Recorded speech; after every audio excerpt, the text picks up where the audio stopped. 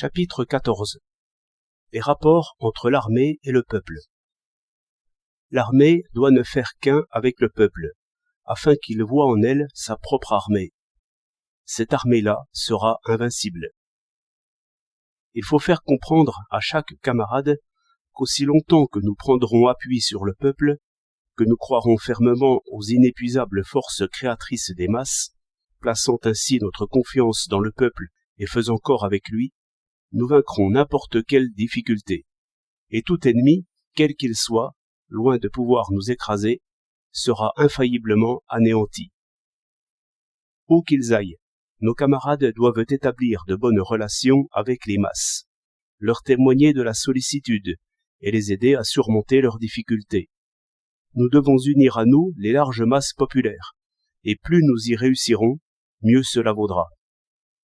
Dans les régions libérées, l'armée doit soutenir le gouvernement et aimer le peuple, tandis que le gouvernement démocratique doit diriger le peuple dans ses efforts pour soutenir l'armée et prendre soin des familles des combattants de la résistance, et cela afin d'améliorer encore les rapports entre l'armée et le peuple. Dans l'armée, nous devons effectuer un travail idéologique auprès de tous les commandants et combattants pour qu'ils comprennent à fond l'importance qu'il y a à soutenir le gouvernement et à aimer le peuple.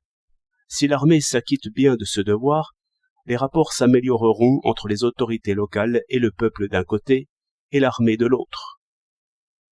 Au cours des deux mouvements, soutien au gouvernement et amour du peuple, et soutien à l'armée et sollicitude envers les familles des combattants de la résistance, l'armée d'une part, le parti et le gouvernement de l'autre, doivent examiner à fond leurs insuffisances et leurs erreurs de 1943 et les corriger résolument en 1944.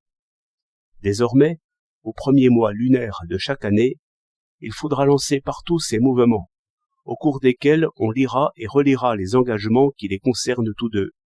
On procédera, à plusieurs reprises et sur une large échelle, à des autocritiques publiques des insuffisances et des erreurs dans les bases d'appui. Vexations commises par les groupes à l'endroit des cadres du parti et du gouvernement, ainsi que de la population, et assistance insuffisante aux troupes de la part des cadres du parti et du gouvernement, ainsi que de la population. Chacune des parties se critiquera elle-même sans critiquer l'autre.